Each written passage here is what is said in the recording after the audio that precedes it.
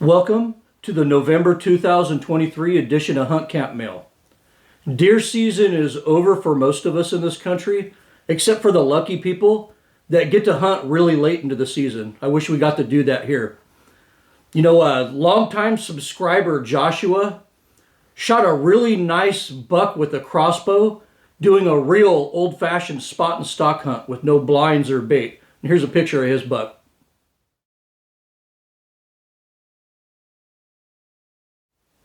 And I hope everybody out there was just as successful this deer season. The drama in Utah video that I posted really got a lot of interest, actually more than I thought it would. But I was hoping that video would open people's eyes up to unethical hunting, you know, so we could try to end this damn fad. But unfortunately, the Spomerites found that video and made it about Ron Spomer instead of about hunting ethics. You know, I mentioned Spomer once, just one time, in kind of an off-topic afterthought, and the Spomerites just bombarded the comments to that video with, "Rob Spomer never interviewed Aram, that was his brother," over and over and over. I just started deleting them when it got to like 50 people that posted that. You know, of course the Spomerites neglected to research the truth before commenting, as usual. And, you know, but in the end, Ron did the right thing and deleted his content that he did with Aram. And, you know, I don't fault him for that. You know, Ron interviews people in the industry for a living. I mean, that's his job. And you can't blame somebody like that for the behavior of people that they interview. So Ron had no fault in that. But Ron just did, I think a few days ago, a follow-up video to that to tell you the truth was kind of disappointing to me. Because after he did that video, I realized that I don't think Ron actually read any of the stuff that Aram personally wrote. And Ron acted like everything was just conjecture and it's all cancel culture. But, you know, I have screenshots of the stuff that Aram wrote that I used as research for my video, so I could base my statements off of what Aram actually said, not rumors or cancel culture. You know, what we pulled away from this whole incident should have been ethical hunting standards, and in particular, even these guys who claim we're professional long-range hunters, we know how to do it right. They fuck up taking these long shots, and I think that needs to get out there because, you know, when they write their articles or they do their videos, they make it seem like, 800 yards, no big deal. Everything goes bang flop, but that's not the truth. Well, I had a pretty tough deer season this year. I didn't draw any good zones this year, which was very disappointing because I felt I had the points to. So I was stuck hunting the general over-the-counter zones with lots of hunting pressure and deer with some really bad genetics.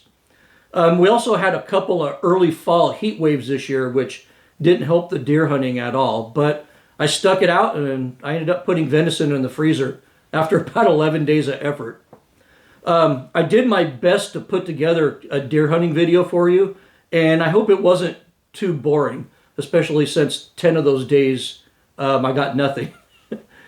Many of you asked in the comment section what rifle, cartridge, and bullet I used on that buck, and I used that X-bolt that I accurized in that video last month, chambered in 25-06, and I used the 92 grain Hammer Hunter bullet to kill that deer, and put a shoulder shot on it, and it went down instantly without taking a step. So that was good, but something unexpected did happen with that bullet. And I'll address that in a future video. So before I ramble on too long here, let's get to November's mail. Our first question is from SR in Arizona. SR wrote, "I guided hunts around eastern Arizona and western New Mexico for years, and just got burned out on clients and some of their practices of the outfitting business around here. I was tired of the 2-week sniper school Creedmoor guys showing up to camp and blasting bulls in the shoulder with their ELDX bullets and watching the wounded bull run off to neighboring private land. A friend of mine was guiding a late bull hunter down in a wilderness area, and another local outfitter spotted them trying to get into position to take a close shot on a giant bull. The other outfitter couldn't stand that they were in position at 200 yards waiting for him to stand, and had his client start shooting rounds across the canyon. They fired round after round till they hit a hoof, and he jumped up and staggered and disappeared down into a steep, thick canyon.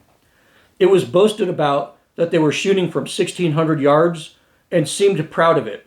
As far as I remember, that bull was never found. Thanks for all the content and devotion to facts and ethics. Keep the Hunt Camp Mail going. I enjoy hearing the questions others have and the opinion you offer. Well, thank you for the letter, SR. And yeah, I'll agree with you. The stories I hear from buddies who guide are just crazy. You know, everything from clients that want to abandon the meat, they don't want to pack it out, and they only want to pack out the antlers, to complete assholes that try to pay guides extra to do illegal things. You know, one of my buddies here locally in California had a client who refused to take any shot under 1,000 yards because it wouldn't get views on his YouTube channel. So they spotted a buck about 150 yards off the road, which would have been an easy shot. But the client made the guide turn around and drive backwards up a ridge so he could film a 1,000 yard shot, which he ended up missing about 3 times, and the buck ran off and he ended up empty-handed on that hunt. But you'll notice that the really young hunting guides out there start off their careers by being all in on long-range hunting. I mean, you know, not needing to stalk animals is way less work, and you could claim that you gave your client a shot opportunity, which, you know, makes it easy on the guide. But as they start getting more experience, they quickly get sick of tracking wounded animals and begin putting stalks on game and telling their clients to leave those target bullets at home. It's like a guide's evolution. Our next letter is from Cody. Cody wrote, "When you said in your Benelli 828U review, I just don't get emotionally attached to most shotguns like I do with rifles, except for my old Winchester Model 12s. I never understood why, but now I could say I do. Last month, I picked up a 12 gauge Winchester Model 12 made in 1931. So far, I've had nothing but love for the gun, and I don't intend to part with it anytime soon." And here's a picture of Cody's Model 12.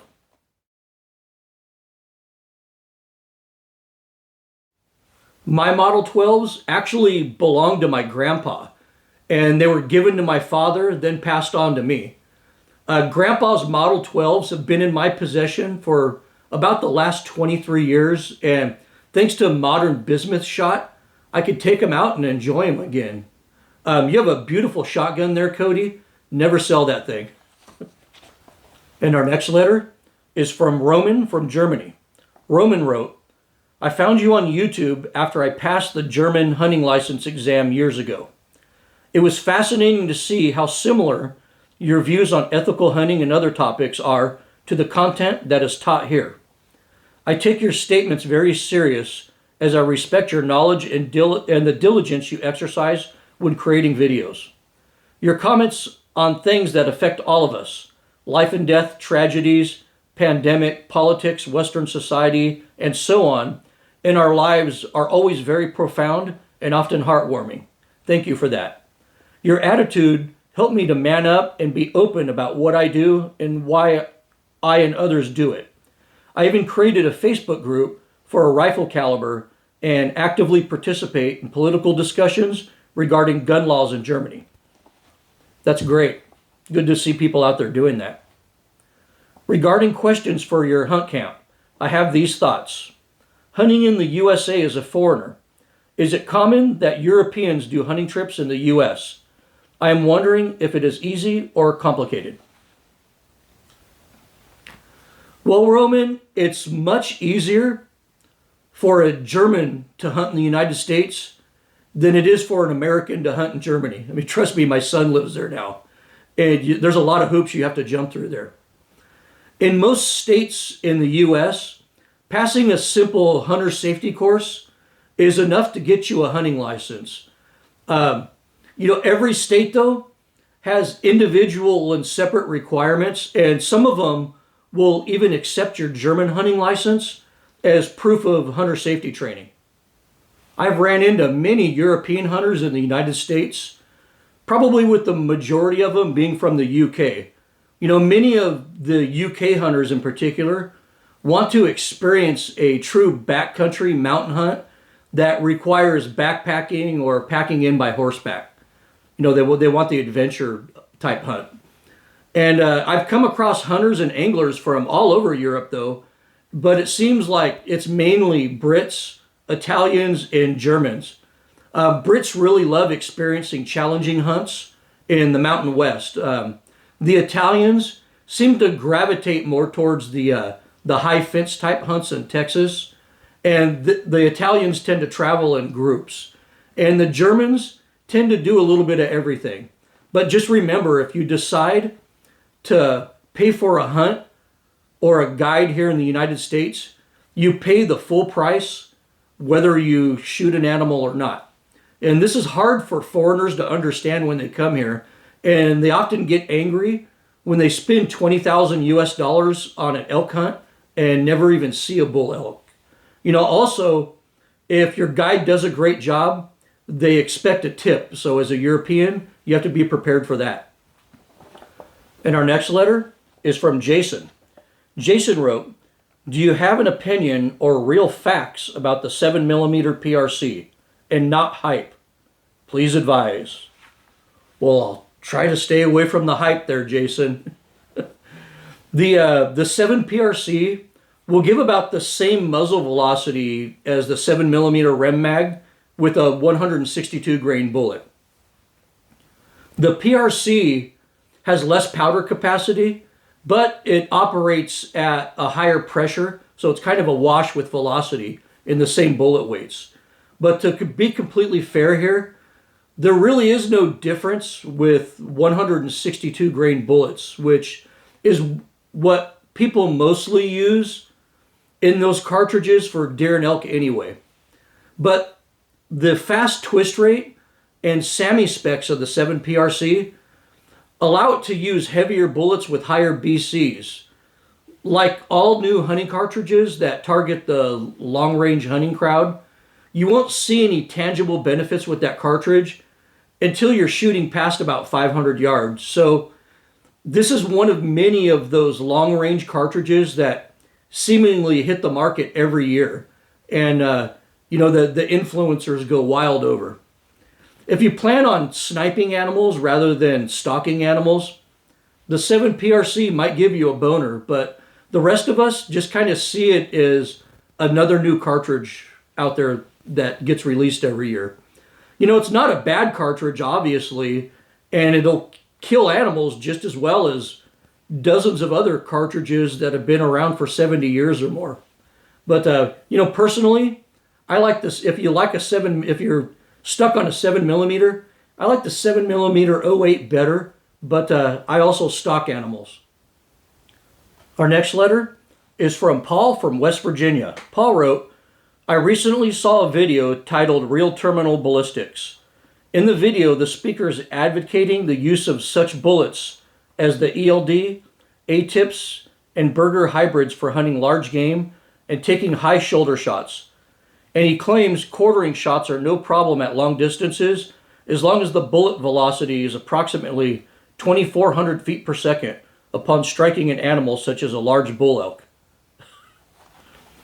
I commented that while these bullets may indeed have been used to take animals with high shoulder shots and quartering shots, that I prefer the Nosler Partition, Accubon, and Swift Scirocco because they penetrate more reliably because they retain their weight and won't fragment like the bullets being advocated in his video. The next day, I see there is a reply to my comment, and I took a screenshot so I wouldn't misrepresent his argument for using target bullets to hunt large game. What really struck me as odd was his statement that bullet weight retention is a totally outdated theory. I understand from his video and the name of his channel that he advocates long-distance hunting, but I'd like to know how your experiences support or do not support his claims. Yeah, Paul, it's the internet, and people can claim whatever the hell they want. But not only do I think he's incorrect, so do most people who hunt professionally, and just about all of the independent scientific testing I've seen done out there on bullets.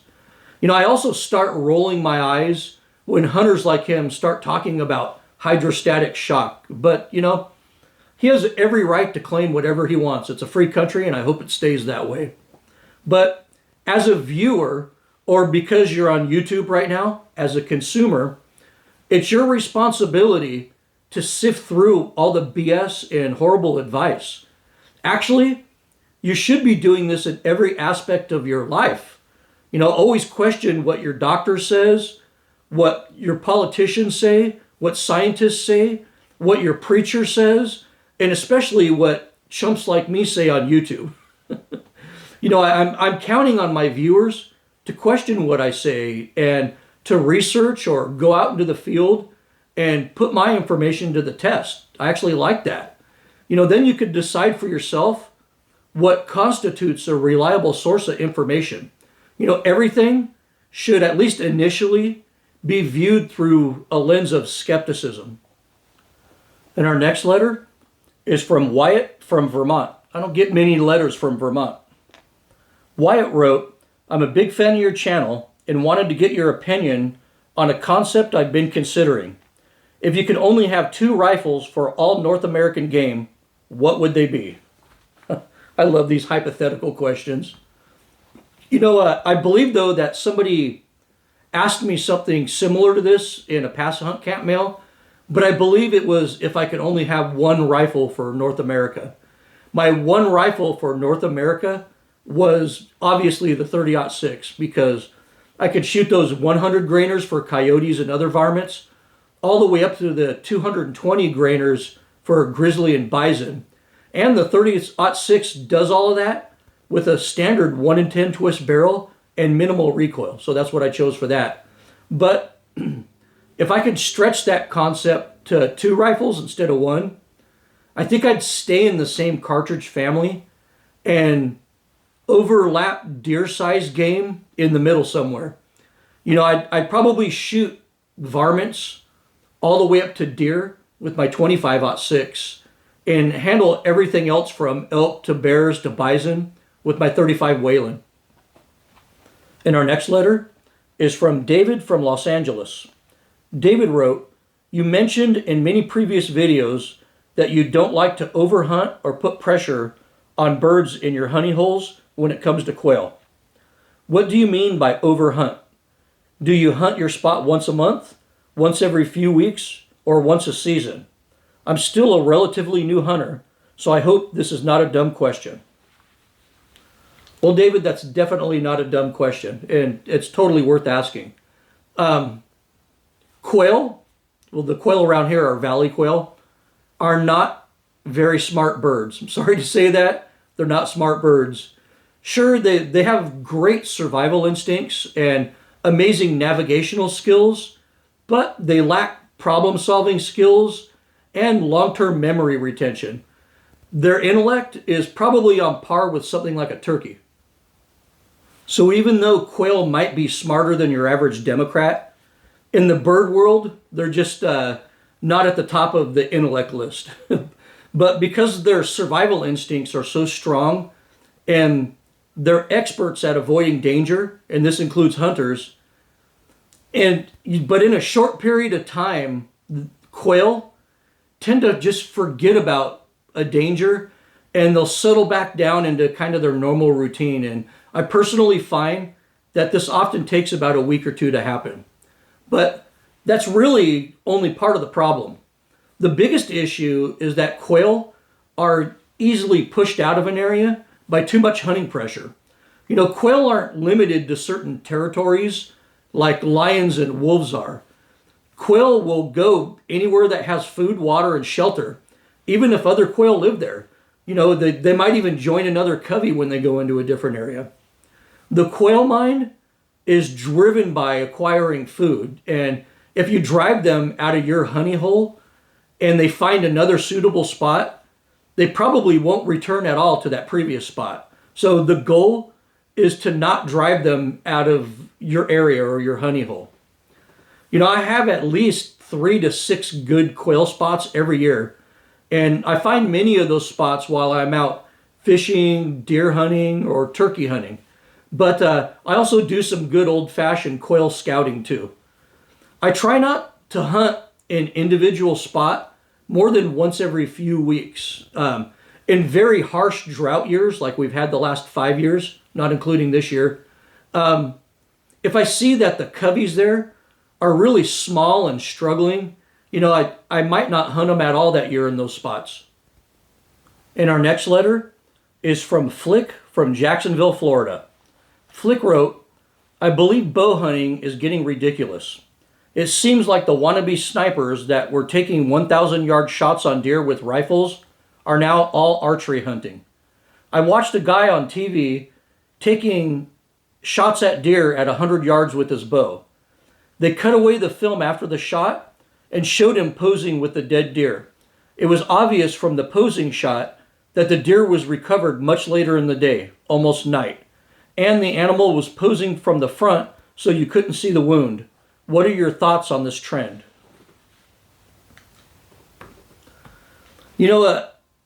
Up until about 10 years ago, archery hunters had the moral high ground on most rifle hunters.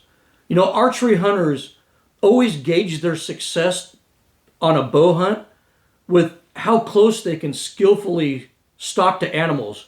I remember 20 years ago, watching those guys on the prairies stalk up, within 20 yards of a wild pronghorn and totally open terrain. And those guys were just like rock stars to me.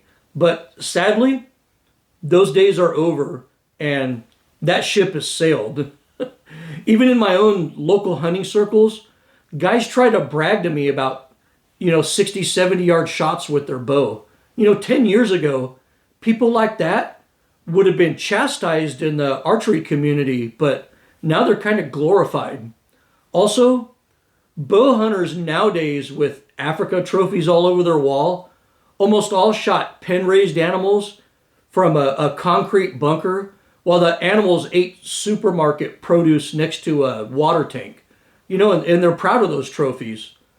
I talked to a guy last week who wants to take a 700-yard shot with a muzzle loader on a pronghorn because he saw Gunworks do it on a YouTube video. Unethical hunting is often glorified by the hunting media. A good example of this is definitely by far the most popular bow hunting influencers out there are probably the Bowmars. And, look at the titles of some of their YouTube videos.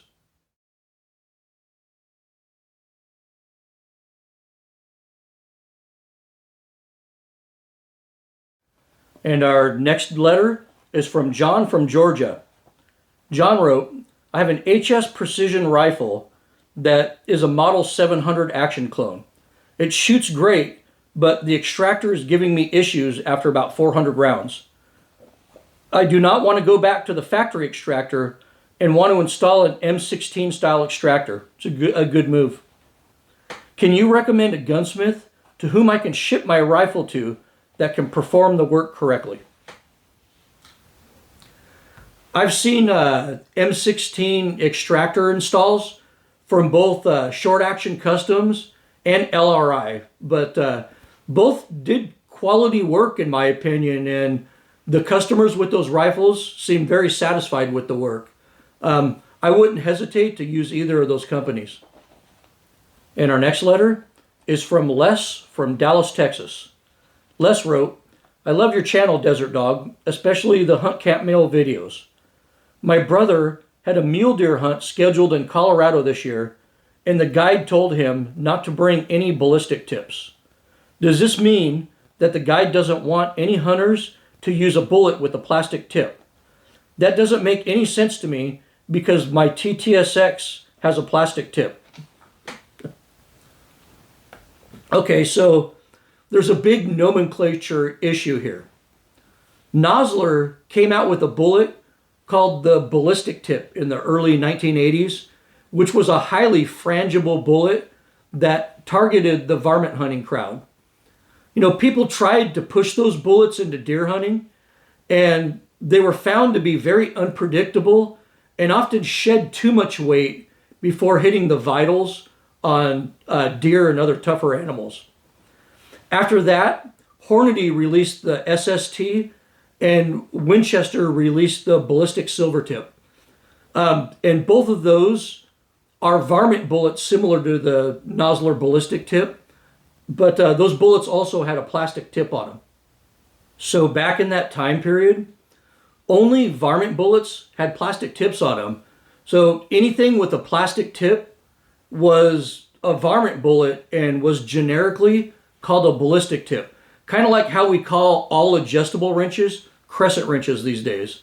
But fast forward to today, and we have monometal bullets like the TTSX and the CX, and bonded bullets like the AccuBond and the Scirocco that have plastic tips. So you can't really go by tips anymore because all types of bullets can have plastic tips on them these days.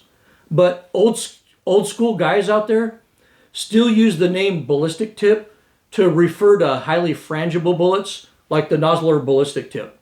But I guarantee you that that's what your brother's guide was referring to.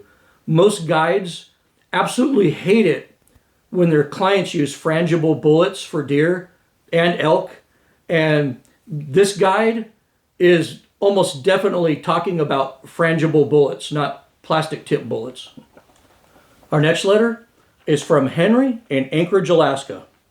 Henry wrote, I found your channel last year after watching your Ruger M77 video, and I am very impressed. I can't believe you don't have more subscribers. I showed my brother and best friend your channel, and they now watch every video you upload. My brother thinks your channel is still small because you won't take on any sponsors, but I think people reject your channel because they don't want to hear the truth. You flatter me too much there, Henry. But after you sent me this letter, I looked back at my analytics and found that my content has an average approval rating of 98%, which is well above industry average for hunting and fishing channels. Most people, though, in my experience, most people don't view content on YouTube, especially, to learn or be enlightened about anything. They search the internet looking for confirmation bias about a product they have already. You know, some channels play into that confirmation bias to gain viewers and likes. You know, every review is good and positive, so people relate to those influencers. But my channel isn't really like that, so I tend to turn a lot of those people off. In the last 5 years, these are my 3 most disliked videos. My 4570 video is by far my most disliked video of all time. Everybody wanted me to tell them how awesome and powerful the 4570 is, but I called it overrated and they didn't like that. The June 2021 episode of Hunt Camp Mail was disliked because people hate Swamp Doggy. You know, I don't know why, but they hate him. My 6.8 Western video got a lot of dislike because I told everyone in that video 2 years ago that the 6.8 Western was pretty much dead on arrival. Was I wrong? Our next letter is from John from Australia. John asked, have you ever tried to make bacon with meat from wild pigs? Another great question. Over the years, I've looked at many wild hogs as candidates for making bacon, but in my opinion, they all fell short. The problem with wild hogs is really the lack of fat. wild hogs in my state anyway, the smaller ones don't even have bellies to make bacon. The pigs around here are absolute athletes. And you probably need, a huge 300 plus pound pig to make proper bacon with a wild boar around here. But those big wild hogs usually smell and taste so bad that I just don't target them anymore.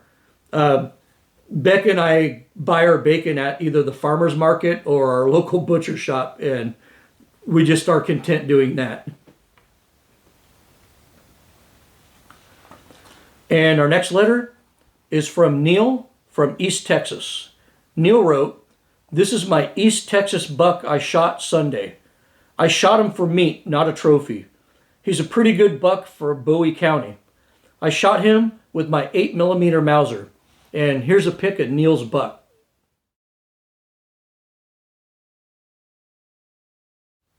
Well, that's a hell of a nice buck, Neil.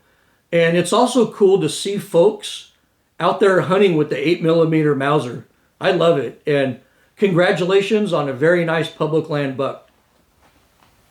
And our next letter is from Spencer from Utah. Spencer wrote, "Thank you for making the Aram von Benedict video. Unfortunately, I had a group of guys here in Utah steal a deer from me under similar circumstances 4 years ago when I was 18 years old. It was my first deer while hunting alone, and it would have been a memory of a lifetime. Also, we were struggling at the time because my father and I lost our jobs, and the meat would have helped us a great deal. The guys pulled up in ATVs and said it was their deer and dared me to try to tag it. One of them told me, 'This buck is too big for someone as young as you,' which reminded me of what Aram told the woman. They were big guys with rifles and pistols and were very aggressive. I haven't been on another deer hunt since then. Bears and lions aren't the real danger in Utah. Other hunters are. The DWR did nothing for me." Man. Your letter is actually, as impossible as it sounds, one of several comments I received this month from people claiming that their deer or elk were stolen by other hunters in Utah. Something like that just seems so foreign and impossible to me. Your story in particular is really heartbreaking because your family needed the meat. I actually spend a lot of time in Utah, upland hunting, fishing, and off-roading every year. And I've also hunted deer there. And I personally had great experiences with everyone I've met in Utah. Everybody's been friendly, and the Mormon folks have been very generous and accommodating to me while I've been there. I was even thinking about selling my property in Arizona and using that money to buy property in Utah. That's how much I like it there. But I'll also admit that Utah hunters do have a very bad reputation in the hunting world. Hunters in Arizona, Colorado, Idaho, and Wyoming call Utah hunters Utards. That's right, hunters from neighboring states call you guys Utards. Us how to sight in our rifles prior to the Utah deer season. Thanks. Don't you worry about that. Utah Wildlife Cooperation will pick that shit up. Now I'm going to show you how to sight in this bad boy at a close range. It'll be good if you sight in from 25 yards out to 1,000. I guarantee it. There ain't going to be a deer alive in them hills when I go out there on this hunting season. You understand me? I got him in the guts on that first shot, so. A couple of years ago, a drift boat guide that we fished with in Wyoming complained about those damn Utards come up here and wound all of our deer with their 1,000-yard shots and zip around on their side-by-sides like they own all the roads. And, my family in Idaho blamed everything from low deer numbers to litter on the side of the road on those pesky Utards. So hunters from Utah, like Aram von Benedict, do fit the stereotype. You know, it's also weird that the last three absolute worst instances of unethical hunting that I've seen also occurred in the state of Utah. You know, the Grow Outdoors elk incident, and that's grow spelt Groh. You know, that incident just made me sick to my stomach. You know, it was a group guided by Grow Outdoors in Utah, and a guy shot at an elk 19 times from a very long distance. And it was so bad, the other hunters in that video jokingly called the shooter box of shells. It'll be like, you shot a box of shells again. And, you know, during that whole video, he was swinging his rifle around and pointing the muzzle at his buddies, you know, and the shooter was from Moab, I believe, but the whole group of hunters and the guide were all Utards. After 19 shots on this poor elk, the elk kind of dropped down onto his stomach, and the hunter ran up to it and jumped on top of the dying elk's back and was riding it like a horse. And he grabbed the antlers of that elk, and he was shoving the elk's face in the sand and laughing his ass off while that elk just bellowed in pain. You know, the elk struggled and cried in pain for a long time while these guys messed with it, you know, before it finally expired. The guide actually filmed the whole thing, posted it on YouTube, and thought it was an awesome video. The Utah DWR wasn't notified and sent the video by numerous hunters, and nothing was ever done about it. In fact, they did nothing about the other incidents that happened either in the last few years. And don't forget the guide who was using a spotter plane in Utah to locate and kill elk this year, and he never got in trouble. Utah hunters do have a reputation for lobbing lead at animals from long distances and for unethical behavior. So I don't know, maybe it's a culture thing there. I don't know. You know, I've always had good experiences in Utah and with the people there, but your experience just breaks my heart. And our next letter is from Chuck from Oklahoma. Chuck wrote, "What happened to the post by Aram von Benedict's oldest son on your video? Did you delete them or did he?" Somebody reads the comments. Aram's son deleted them, not me. You know, I think the part where he mentioned that his dad is buddies with the local DA and the local prosecutor is giving Aram legal advice, I think that put it over the top. You know, his son actually made Aram seem worse, in my opinion, and viewers really started taking him to the woodshed, so he wisely deleted his comments from that video, like I told him he probably should. You know, I can't blame him for defending his father, though. You know, I'd totally ride or die with my dad, too. Just part of that father-son dynamic.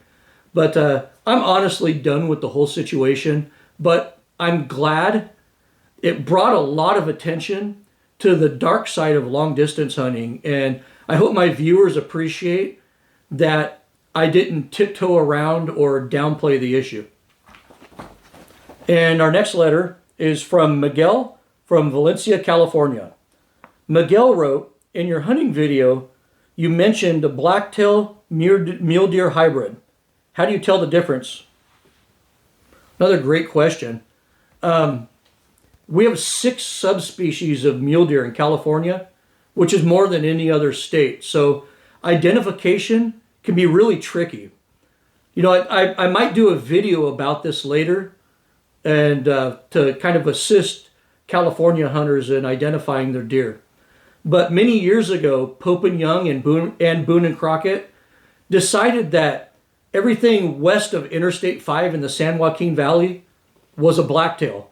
And everything east of Interstate 5 is a mule deer. So, yep, they identified 2 species of deer by a freeway. The problem with that boundary is that blacktails are expanding their range in the north, and pure blacktails are commonly found in the northern Sierras now. And in the south, they've crossed the transverse range into the Tehachapi Mountains. So much of their overlap area consists of hybrid deer, which the state of California refers to as alternate deer, so we don't offend them by calling them hybrids. The only way to be 100% positive is to have DNA testing done, which people regularly do for record class bucks. But you can often tell if it's a hybrid by the tail characteristics. Hybrids usually have a tail like a mule deer does, but they have some darker hair up the middle, and the tail is usually wider and fluffier than a pure-blooded mule deer is. Our next question is from Steve from Georgia. Steve wrote, Fred Bear versus Chuck Adams. Who do you think is the greatest bow hunter of all time, and why? Ooh, controversial question. You know, Fred is a legend and is single-handedly responsible for bow hunting becoming mainstream. Chuck Adams is probably a more accomplished hunter, but kind of stays out of the limelight and never really latched onto social media. So a lot of people really haven't heard of him. But both of those hunters are great in their own way. But let's be honest here. Neither of them can hold a candle to Rut Daniels, who is the greatest bow hunter to ever walk the earth. And our last question is from Tim from Sacramento, California. Tim wrote, Congratulations, that was the largest forky I've ever seen taken in the southern half of the state. I'm glad you didn't blow off his leg from 730 yards. No, I didn't, did I?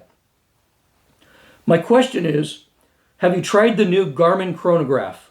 I was thinking of buying one and wanted to know your opinion. Yes, I own one and I've been testing it extensively.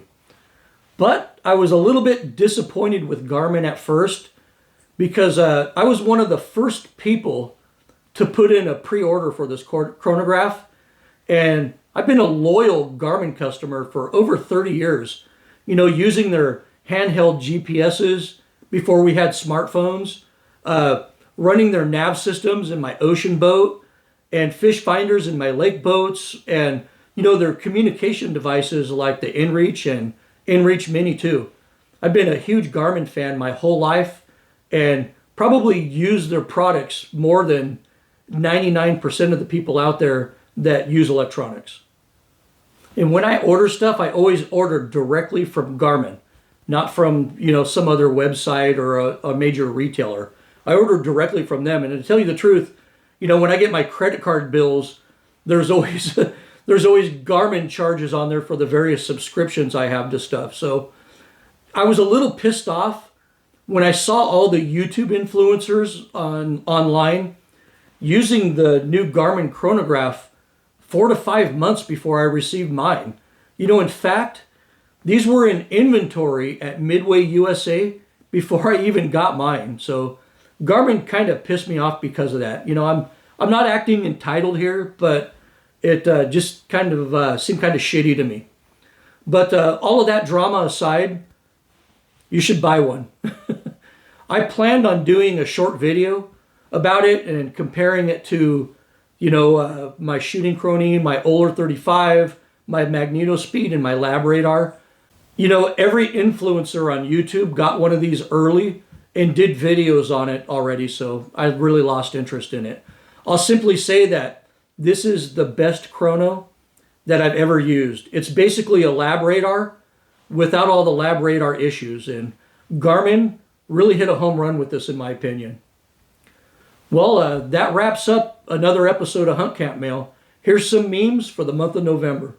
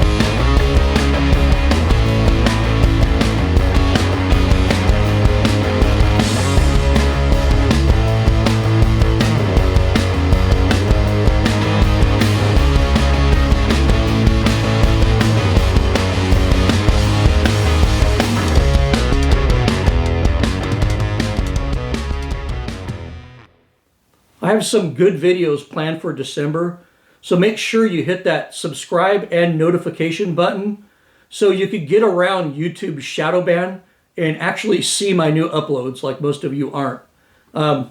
Also next month, because of all of this growing controversy and divide in the hunting industry involving the media and influencers, I'm also going to try to tackle that topic next month. So I hope everybody had a great Thanksgiving, because despite the current state of things in the world right now, we do have a lot to be thankful for, and never lose sight of that.